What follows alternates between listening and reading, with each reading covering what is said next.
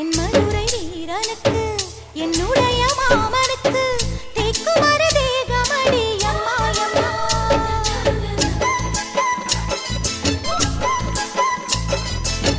மாமன் பெற்ற பெண்ணுனக்கு மையெழுதும் கண் எதுக்கு என்னை வந்து கொல்லுதடி அம்மா அம்மா.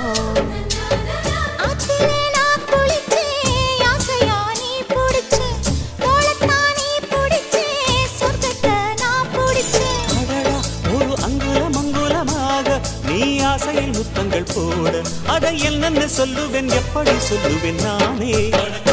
சந்தனமே குங்குமமே நில்லடியோ இனிக்கும் செந்தமிழில்